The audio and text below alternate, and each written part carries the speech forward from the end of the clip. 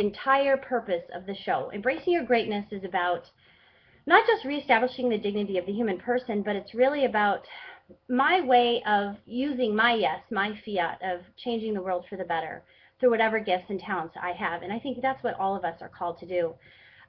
Today's show, I'm going to be talking about, as I always do, the Holy Father's intentions for every month. And this being September of 2011, the general intentions are that all teachers may know how to communicate love of the truth and install authentic moral and spiritual values.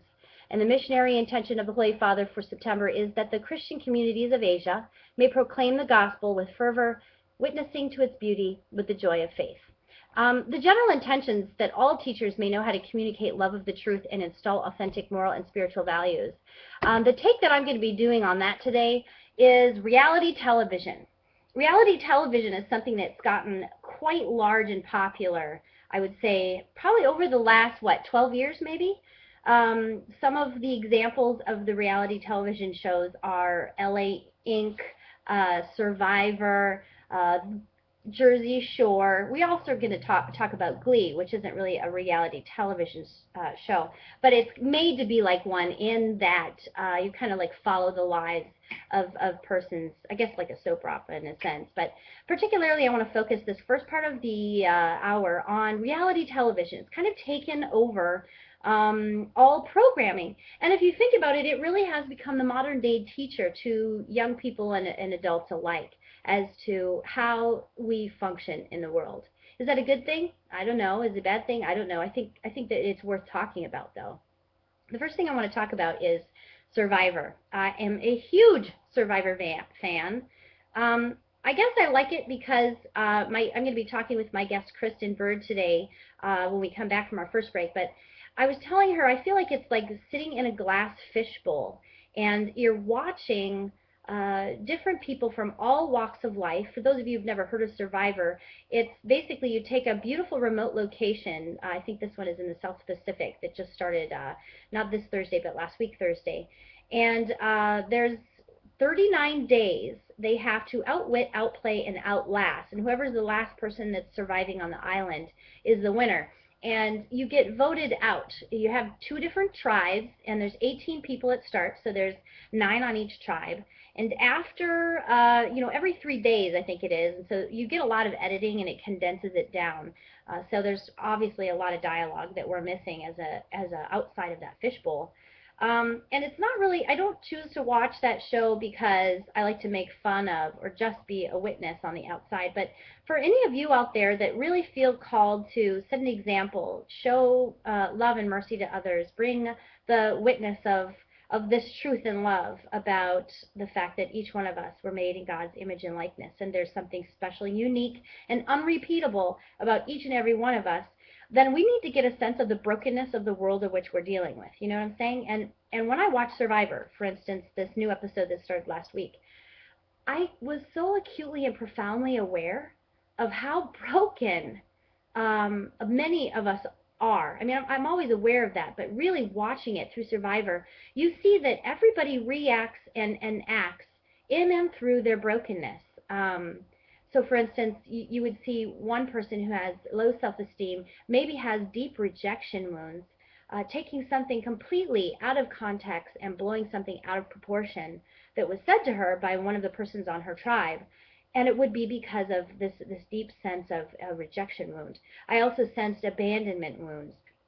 For those of you that are new to this language, go back and look at the archive programs that I have on Dr. Bob Schutz. He was one of my guests during the month where we were really talking about the healing, the Holy Father's intentions for healing those that were dying with AIDS and those suffering with the disease of AIDS. And Dr. Bob Schutz was my guest that came on and talked about his brother who had died of AIDS. And he actually, Dr. Bob Schutz, is down in Florida, and he started the Theology of the Body Healing and Training Center. And it really is about helping us uncover that the roots of our wounds, because when we operate out of our deep woundedness, without bringing Christ's mercy and love into that place to heal it, we will forever be under these strongholds of the enemy.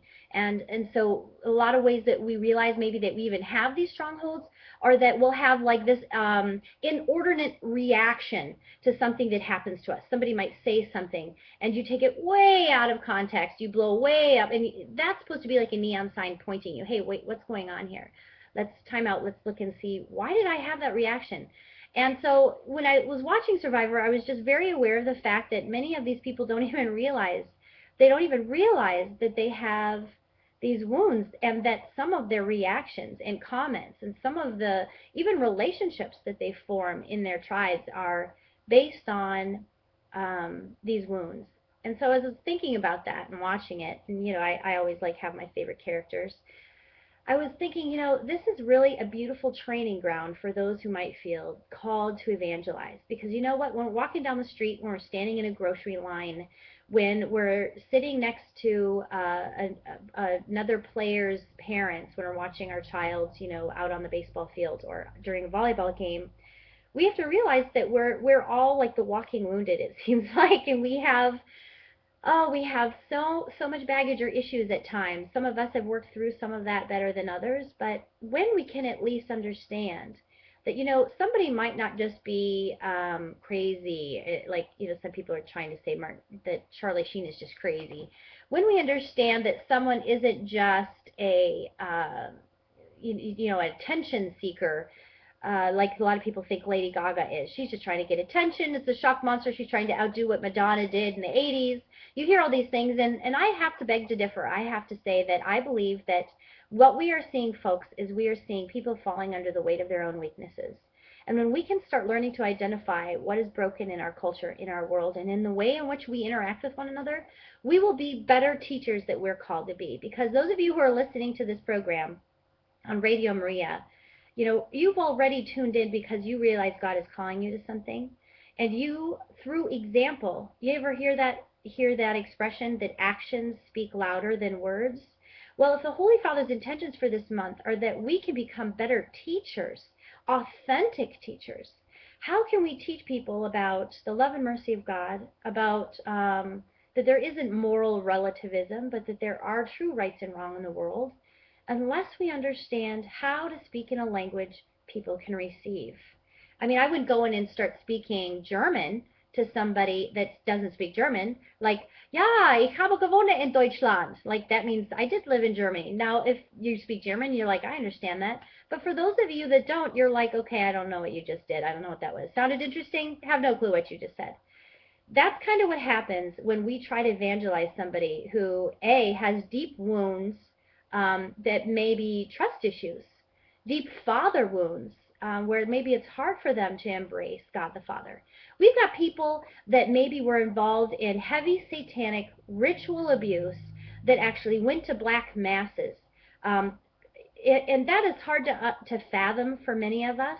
But let me just tell you that many of the ritualistic practices in black masses are very much like the Roman tradition Catholic Mass. And the reason why is because the enemy can not create anything. He can only flip it, distort it, and steal and mock and mimic. And so what the Black Mass tries to do is profane all that is holy. So for you to go in, or me to go in and say, hey, look, this is the faith, and let's go to a Mass, somebody like that might be the last place on earth that they're ready to go to because of this deep woundedness of growing up in that. Lighthouse Catholic Media has a great CD by a woman who was she was Catholic, and then she had entered into the Satanic Church, and she was very heavily involved in satanic ritual worship, and she came out of it. And she gives her testimony in her talk, and it is compelling because I think that sometimes we forget that we're operating also in a spiritual world. And sometimes we, under the weight of our own weaknesses, we forget that there's people right next to us on the bus, in the grocery store, and we have no idea of what goes on in their personal life. But the message that the Holy Father is sending for the month of September is that we need to somehow be authentic teachers of the truth and of the love and mercy of Jesus Christ. Because ultimately, that's the answer to the Baltimore Catechism. Why are we here? to know, love, and serve God so we can be with him forever in heaven. And you know what? The world, the flesh, and the devil are the three things that get in the way of our yes. And so if we're going to be authentic teachers, we need to understand the brokenness of the culture of which we're dealing with, and the walking wounded that are right next to us, that are desperate. They are thirsty for hope, for the belief that they are awesome and they're not a mistake, and that God knew what he was getting when he made them. They are no surprise to God, even in their brokenness and their weakness. They were made deliberately on purpose. God had them in his mind's eye, and he wanted them to come into being at this particular time in history. And God has a plan for their life, just as he does for each and every one of you that are listening right now. So today, so that we can be authentic, authentic deliverers and teachers of the mercy and love of God, we're going to focus on one of the things that I believe is truly indoctrinating the people of the world today, and that is social media. These reality television programs. So we're going to look at it in two ways. One, when I come back from my break, I'm going to be talking with Kristen Bird, who is she is a youth minister at Most Blessed Sacrament in Oshkosh, Wisconsin, talking about how we can get a grip and a handle on young adults and the youth of this culture now. And then when we come back from our second break, we're going to be focusing on reality television and how it's not merely a fishbowl for gawking, and that although it might be something that some of you think, I just never could watch Jersey Shore, I'm not saying we need to watch Jersey Shore. I'm saying that for me, it has been a way to kind of see into the lives of a whole world out there that I didn't even realize existed. So I guess when I watch it, it's not through a judgmental lens, but it's rather of a sorrowful heart of really being able to see the brokenness and the wounds of which people are operating and functioning. And I pray that today's show will be an opportunity for all of us to kind of enter into that woundedness, kind of be more aware and understanding so that we can be better evangelizers and deliverers of the truth and mercy. Because ultimately, all of us are called to give our yes. All of us have something spectacular and wonderful that we're supposed to offer the world. And I don't know what that is, but God knows what that is.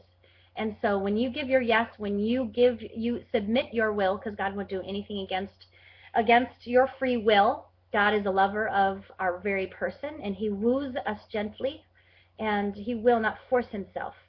So he waits for that invitation. It's like that picture where he's knocking on the door of your heart, but he will not open that door. You have to open it. So stay with us. We're going to be going to, well, let's see, I think we have about 45 seconds yet.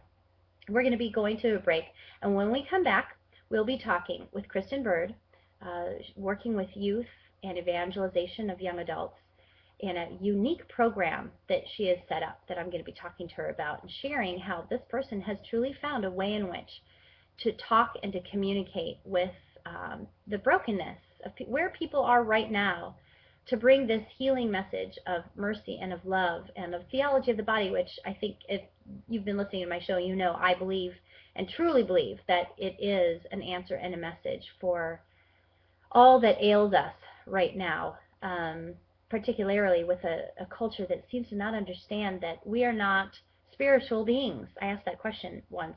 Are we spiritual beings? And I had many of my young people that I was speaking to raise their hands and say, yes, we're spiritual beings. And I said, no, angels are spiritual beings. We are human beings. And theology of the body is perfect because it says that it makes the invisible visible. Our bodies are us, so our bodies aren't merely a vehicle. We are our bodies. So there's this mysterious interconnectivity of the union of body and soul that makes up our very person. And I think that's something that these shows, for instance, are gravitating towards. They're gravitating towards the body, and we need to put that back into context. So stay tuned. We'll have Kristen on with us after the break on Embracing Your Greatness. Stay tuned.